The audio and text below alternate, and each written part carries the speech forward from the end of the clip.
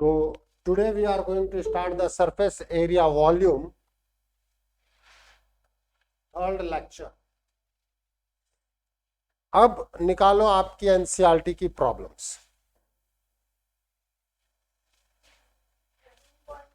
हंसता हुआ चेहरा। उससे पहले सॉल्व एग्जाम्पल भी होगा, नहीं है?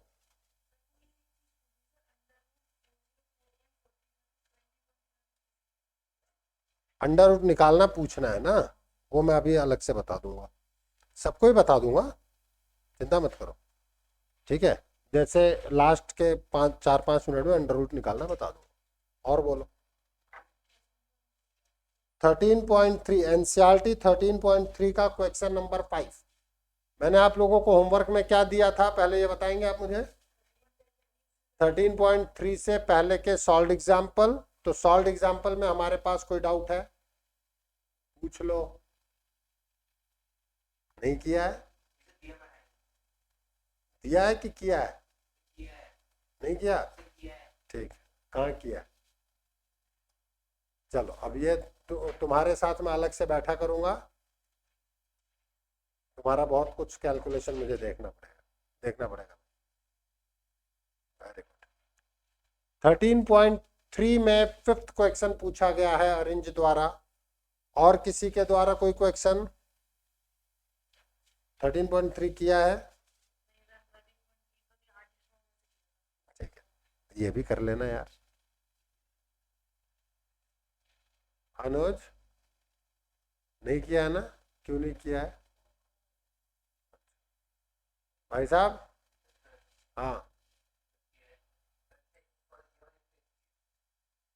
ये की है ना प्रॉब्लम? फिर पेन चलाए पड़े हो। प्रॉब्लम है क्वेश्चन 8। और कोई? फिफ्थ हो गया है सर, क्वेश्चन नंबर 5। 9th, ठीक है। 8th, 9th और सर मैंने 5 बोला। अच्छा 5 बोला है, ठीक है। नहीं है ना भाई, उसने 5 बोला, मैंने गलती से 9 सुन लिया। Question number 5, start with the NCERT. Question number 5, what is the length of tarpaulin? अब ये टारपोलिन नेचर ऑफ क्लोथ है, जिसे हम त्रिपाल और उस तरीके की चीज समझे जिससे कि टेंट बनाए जाते हैं। आप टारपोलिन क्या होता है इस पे दिमाग मत लगाओ, कोई क्लोथ मान लो जिसको आपने टारपोलिन कह दिया। भाई टेंट किसी कपड़े से ही तो बनाएंगे, उस कपड़े का नाम टारपोलिन कह दिया, ठीक है। 3 metre wide will be required. आपको मैंने क्वेश्चन कराया था ना जिसमें 1.1 मीटर वाइड किया था, विर्थ की दिया था ना, और फिर आपको लेंथ पे प्राइसिंग की थी, याद आ रहा है? हाँ हाँ, CSA खोल करके। तो what is the length of 3 metre tarpaulin 3 metre wide will be required to made a conical tent of height 3 metre. हाँ 1 minute, height 8 metre. NCERT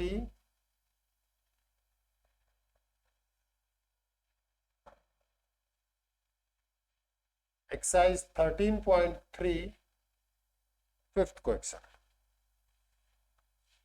3 metre wide conical tent, ये है 3 मीटर वाइड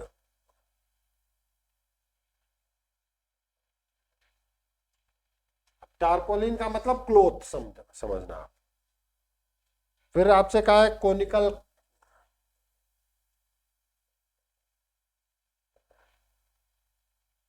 कोनिकल टेंट की जो height है 8 metre है, base radius मतलब H 8 metre दे रखी है, base radius is 6 meter. Assume the extra length of material that will be required for stitching margin and wastage in cutting is approximately 20 meter, 20 centimetre. तो हम कह रहे हैं एक्स्ट्रा मार्जिन या wastage plus margin 20 centimetre extra length चाहिए। अब ये extra length क्या चाहिए? कई बार बच्चे क्या करते हैं कि छोटी छोटी चीजों को लेके परेशान होते रहते हैं। आपने कपड़ा खरीदा, मैंने लास्ट टर्म पे बताया था ना, कभी पैंट शर्ट का कपड़ा खरीदने जाओ रेमंड्स के शोरूम पे,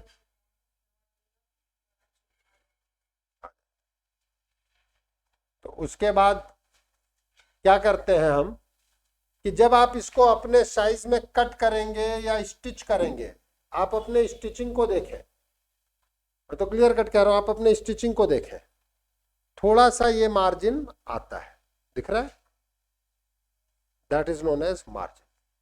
तो ये एक तरीके से वेस्टेज में काउंट हो गया, वेस्टेज और मार्जिन में। तो जो आप कोनिकल टेंट बनाएंगे, उस कोनिकल टेंट का बेसिकली आपको CSA निकालना पड़ेगा, ठीक है। और आप याद करें कि CSA is equals to the required area, मैंने कहा था, जिससे हमने लेंथ निकाली थी, और उसको एक्सेल को देखो, हाँ, उससे लेंथ निकाली थी, उस लेंथ में हमें एक्स्ट्रा 20 सेंटीमीटर ऐड करना है। मार्जिन वाला ऐड करेंगे ना, रुको तो सही, जो टेंट का CSA आएगा, मार्जिन और कटिंग उसमें ऐड करेंगे तो टोटल लेंथ ऑफ क्लॉथ आएगा ना।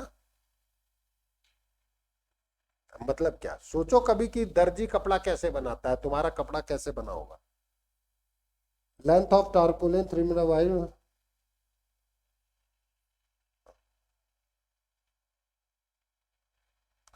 तुम्हारे कपड़े में वेस्टेज ऐड हो करके टोटल कपड़ा मिलेगा, या तुम्हारे कपड़े में से वेस्टेज को माइनस करने पे रिक्वायर्ड कपड़ा मिलेगा? ये बोलो क्या मिलेगा? तुम परचेज करने गए हो, सोचो, अपन सोचे, अपन परचेज करने गए हैं कपड़ा, ठीक है, रेमंड के शोरूम पे मैंने तुम्हारे पैंट के लिए कपड़ा खरीदा, पापा ने, ठीक है। अब आप दर्जी के पास गए, तो जो तुम्हारा पैंट बना वो कपड़ा प्लस वेस्टेज मिलके ओरिजिनल कपड़ा था। अरे तो भाई उसके बाद तुम्हारे पैंट का कपड़ा बचा ना, टोटल कपड़ा क्या था, टोटल क्लॉथ क्या आएगा? तुम्हारा पैंट प्लस वेस्टेज, हाँ या ना?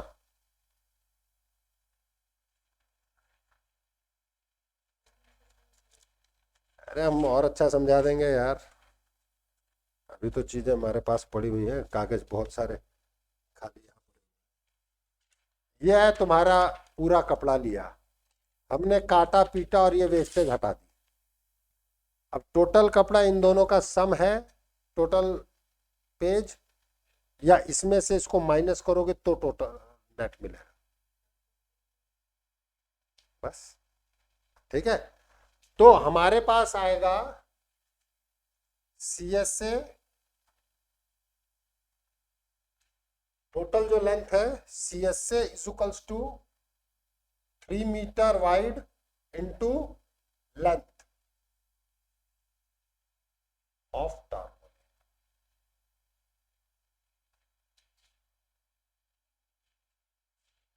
क्या है ये? तो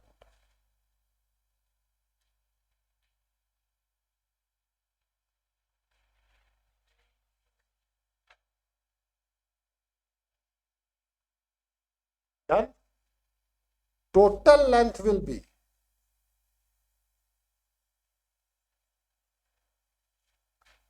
length of tarpaulin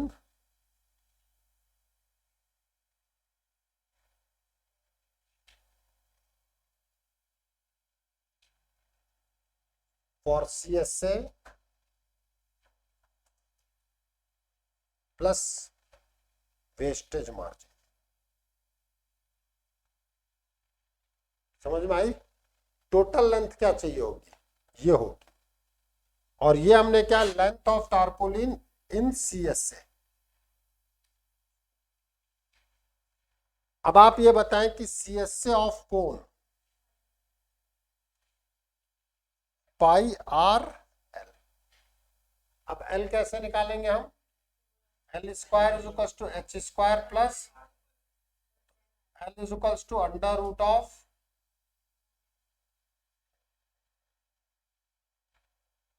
ये सब कुछ मीटर में चल रहा है, तो pi R L is equal to 3 into, इसको मैं x मान लू,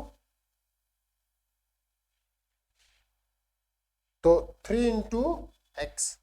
पाई की वैल्यू दी गई है स्पेसिफिक कुछ, इस पर्टिकुलर क्वेश्चन में कुछ नहीं कहा, 3.14। अरे इस पर्टिकुलर क्वेश्चन में 3.14, ठीक है।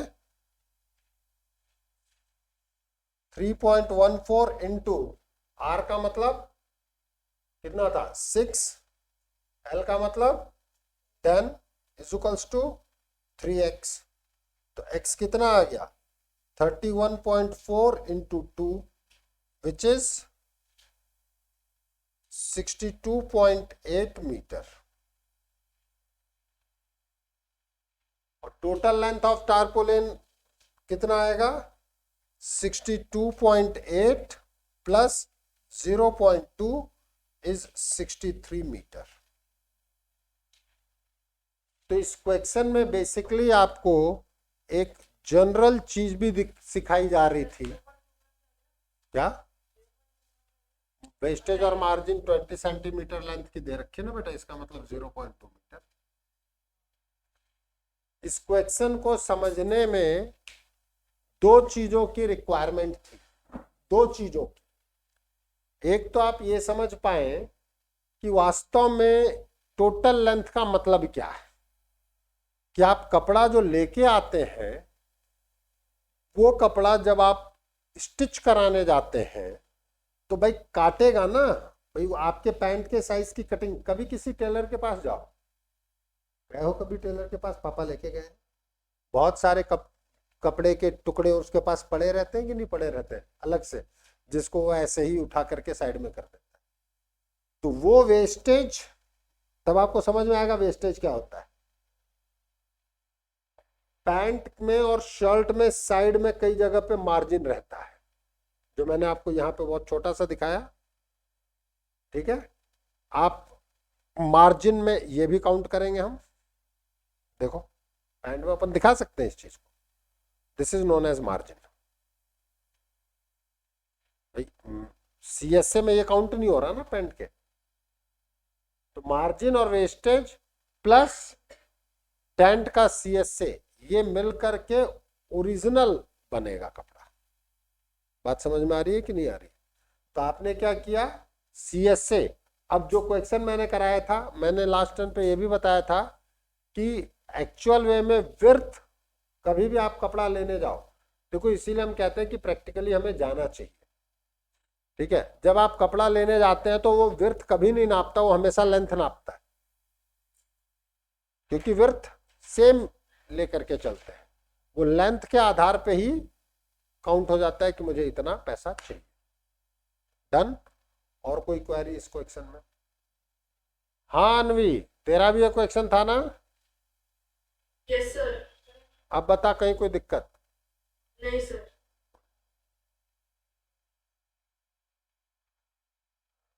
अब बता मेरे अरिंज बेटा, अरे बता दे पक्का।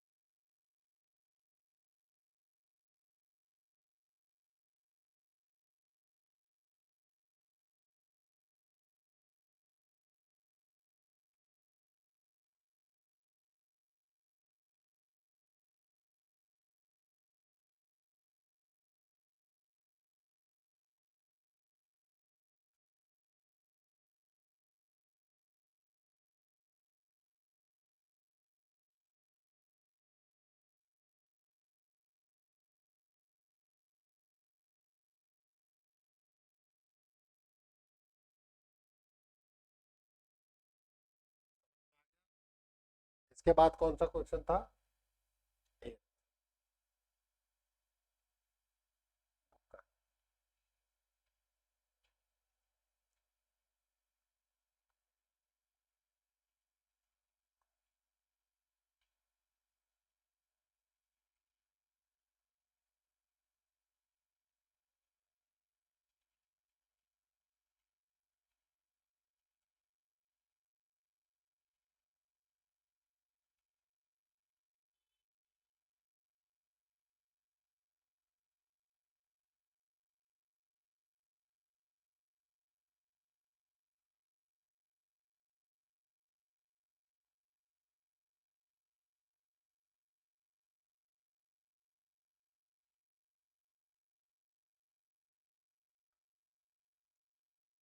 कभी आपने जब रोड पे ट्रैवल कर रहे हो तो आपने देखा है कौन जैसा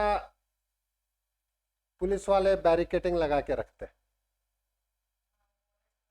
ऑरेंज कलर के, ऑरेंज वाइट रेड हो गया, जिसको उठा करके वो कभी साइड में भी कर देते हैं।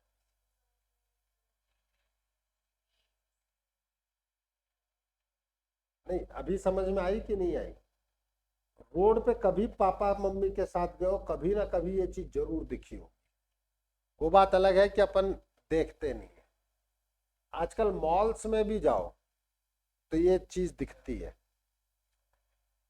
कौन काइंड ऑफ प्लास्टिक की चीज होती है जिसको वो उठा करके इधर उधर रख देते हैं, जिससे वो बैरिकेटिंग करते हैं। बेसिकली बैरिकेटिंग पुलिस वाले दो तरीके से करते हैं। एक तो लोहे वाला होता है, हाँ येलो कलर, और उस पे जिसको वो रात में हाँ राजस्थान पुलिस और वो सब कर देते हैं। एक ये बैरिकेटिंग होता है जिसमें वो कोन बना लेंगे और कोन को उठा करके बहुत हल्के होते हैं। तब क्या कहा गया आपसे? एर्थ में क्वेश्चन पढ़ो। अब बस स्टॉप इज बैरिकेटेड, सब बकवास किया जा रहा है। मतलब बस स्टॉप है, उसको रोड से अलग करने के लिए 50 हॉलो कोन से आपने, जो कि कार्डबोर्ड से बना है, उससे 50, मतलब उन्होंने कर दिया 50 कोनिकल दे दिए आपको रोड बैरिकेटिंग। ठीक है, अब वो एक एक करके लगाए, सर्किल में लगाए, उसका हेडेक नहीं है। अब उन्होंने कहा कि हर कोन का जो बेस डायमीटर है वो 40 सेंटीमीटर है, और हर कोन की जो हाइट है 1 मीटर की है, और आउटर साइड जो है उसको पेंट करना है, और पेंट करने के लिए 12 रुपए पर मीटर स्क्वायर, मतलब 1 मीटर स्क्वायर के आपने 12 रुपए कॉस्टिंग की है। तो टोटल कॉस्ट कितना आएगा? पाई और रूट 1.4 की 1.04 की वैल्यू उन्होंने दे रखी है। अब हमारी जो बातचीत होती है वो क्या हो रही है, इसको समझो। वो आने दो ना, अभी कैलकुलेशन में आ जाएगा। तो उन्होंने आपसे रूट कैलकुलेट नहीं करवाया, उसकी वैल्यू उन्होंने डायरेक्ट दे दी।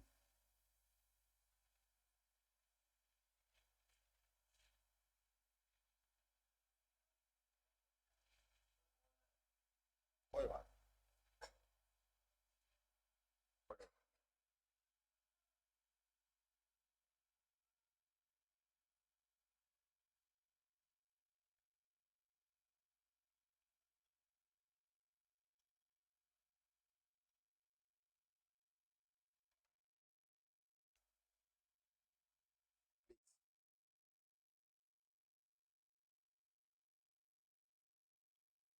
हम और आप बातचीत कर रहे हैं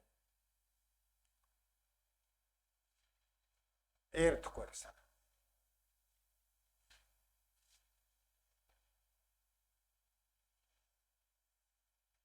कौन, ठीक है। अब इसके कितने कोण थे? इसके 50 कोण है। नंबर ऑफ कोण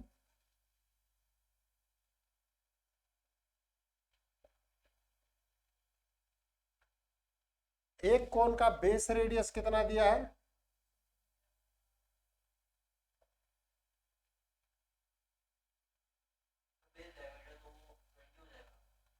बेस रेडियस 20, क्योंकि उन्होंने बेस डायमीटर दे रखा है आपको। ठीक है, हाइट दे रखी है 1 मीटर, इसका मतलब 0.2 metre, height is equals to 1 metre. अब बाहरी आपको करना है तो C S A of cone is pi R L. तो एल कैसे निकालेंगे? L square is equal to H square plus R square, 1 square plus 0.2 का स्क्वायर। अब आप देखें कि इस क्वेश्चन में और इजी कर दिया आपके लिए। इसकी वैल्यू उन्होंने डायरेक्टली आपको दे दी कि आपको निकालने तक की जरूरत नहीं है। इन्होंने कहा 1.02 ले लें। तो C S A of one cone is 3.14, क्योंकि आपको पाई दे रखा है इन्होंने 3.14 इंटू 0.2 इंटू 1.0। अब हम कहेंगे सी S A of 50 cone, 50 into C S A of 1 cone. ये क्या हुआ? 50 इंटू एक कोण का सी एस ए कितना आएगा? 3.14 इंटू 0.2 इंटू 1.02। ये आपके पास C S A of 50 cones. What about the costing of painting? 1 metre square के आप दे रहे हैं 12 रुपए। तो 12 इंटू 50 इंटू 3.14 इंटू 0.2 इंटू 1.02। ये बात सबके समझ में आई कि नहीं आई? बोलो, आई नहीं आई? नहीं आई? नोट कर लो, कैलकुलेशन आप खुद करें। हाँ, तो इसमें यहाँ भी आपको फिर पर 100 टू 100 सेंटीमीटर स्क्वायर करना होगा, उसमें कोई दिक्कत नहीं।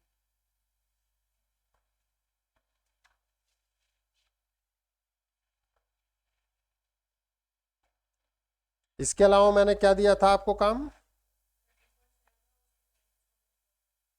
ठीक है, 13.7 के पहले के सॉल्व एग्जाम्पल कितने लोगों ने किए हैं? 1 2, हर्षिता 3। आपके डाउट भी आगे के इलस्ट्रेटिव एग्जाम्पल बन जाएंगे। अब बताओ, तुम लोगों को ये चैप्टर इजी दिख रहा है कि नहीं दिख रहा है? इजी है, बस एक बार लैंग्वेज पकड़ में आनी चाहिए।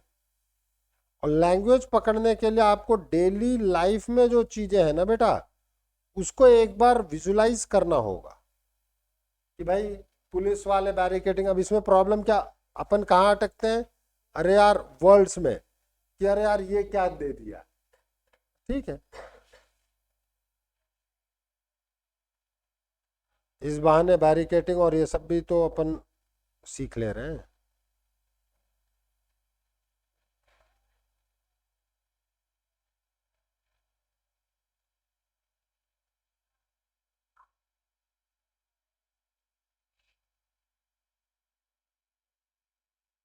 था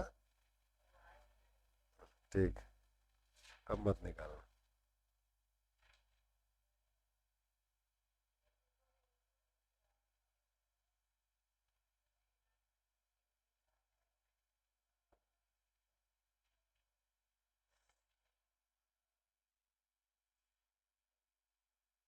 आर डी शर्मा भी देना जरा।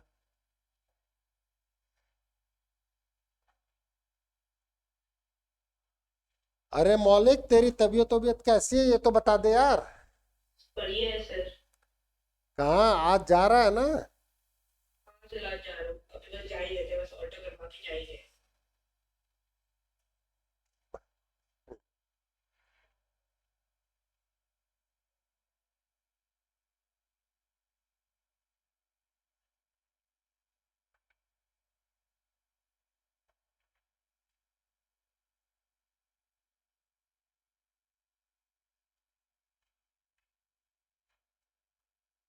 आर डी शर्मा में चैप्टर 20 जो भी है, आर डी शर्मा में चैप्टर 20.1 से पहले के सॉल्व्ड एग्जाम्पल एंड 20.1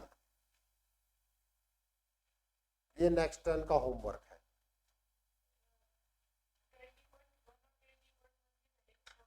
बिल्कुल। उसके बाद अपन उसके आगे का कर लेंगे, वॉल्यूम में ले लेंगे।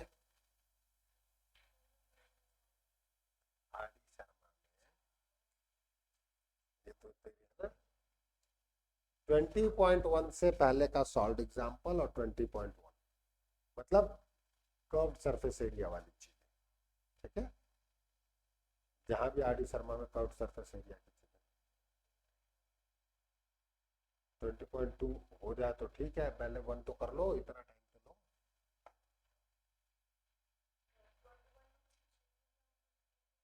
करने हैं एग्जाम्पल तो अपन को सारे करने होते हैं।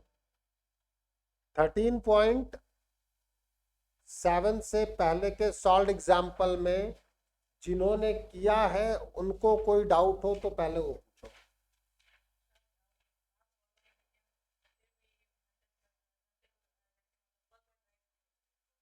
एग्जैक्टली यही अप्रोच जरूरी है, इससे अपन सब्जेक्ट सीखते हैं।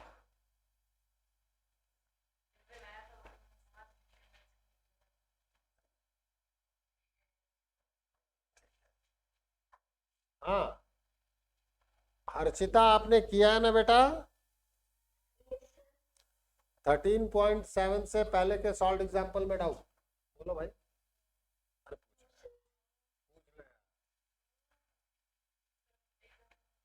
एग्जाम्पल में नहीं है। 13.7 में डाउट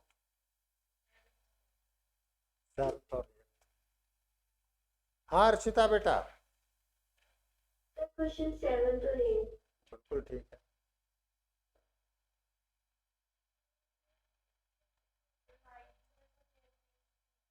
कोई बात नहीं, हम कर देंगे, हमने तो मना किया ही नहीं। अच्छा आपने 5 तक ही किया है, ठीक है। एक्चुअली 7th में जो है वो कुछ नहीं किया गया है और वही चीज आपको 8th में बताई गई है। A triangle of ABC with side 5 centimeter, 12 centimeter and 13 centimeter is revolved about the side 12 centimeter. Find the volume of solid so obtained. 5, 12 and 13 ये एक राइट एंगल ट्राइंगल है कि नहीं है ये बोलो। 5, 12 and 13 is it a right angle triangle or not? बोलो। नहीं है, नहीं है, राइट एंगल ट्राइंगल है भाई। Hypotenuse square is equals to base square वो कर रखा है, देख। 13 का square is equals to 12 square plus 5 square. बिल्कुल, और वो कर्व कौन बनेगा? प्लीज ध्यान दे, ये है आपका फिगर। एनसीईआरटी एक्सरसाइज 13.7 का 7th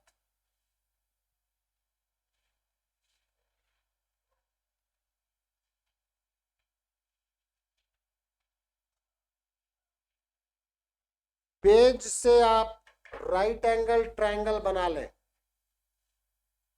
ये बना आपका राइट एंगल ट्रायंगल, ठीक है। 7th क्वेश्चन पे मैं बात करना चाह रहा हूं। Right angle triangle with side 5 this is revolved about side 12 centimetre. ये लो 12 सेंटीमीटर जिसके अबाउट रिवॉल्व करना है, ये है 5 सेंटीमीटर और ये है 13 सेंटीमीटर।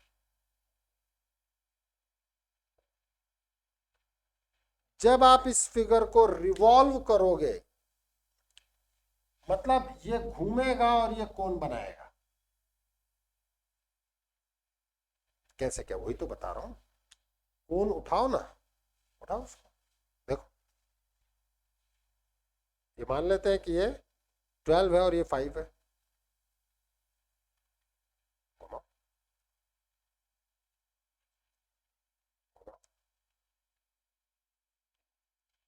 12 वाले मतलब आप A B C, A B को पकड़ लो, ये पेज आप लो और आप ए बी को पकड़ लो, ए बी को पकड़ के पूरा घुमाओ, देखो कौन बन रहा है कि नहीं बन रहा है। दिख रहा है ये बेस सर्कल बना कि नहीं बना। और इसका in this case this is the base radius, this will be the slant height, this is the height.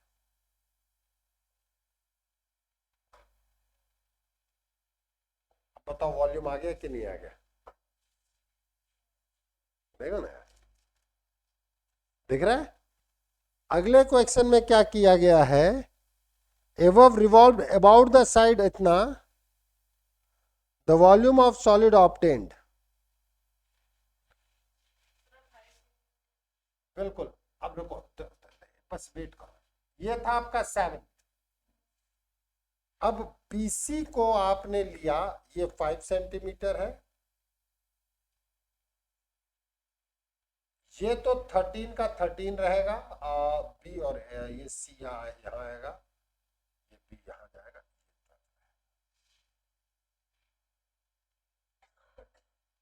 दिख रहा है। अब बड़ी वाली साइज जो है वो, अब रेडियस बड़ी हो गई और हाइट छोटा हो।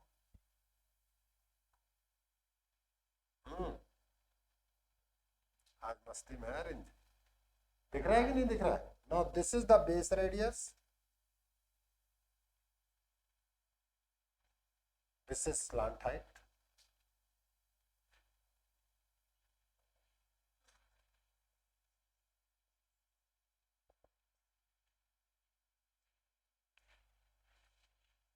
और बोलो। कैलकुलेशन तो ठीक है, पहले तो 7th और 8th तो हो जाए, 9th की कैलकुलेशन तो हम बाद में बता देंगे। आपको अंडर रूट वाली कैलकुलेशन हम अभी सिखा देते हैं।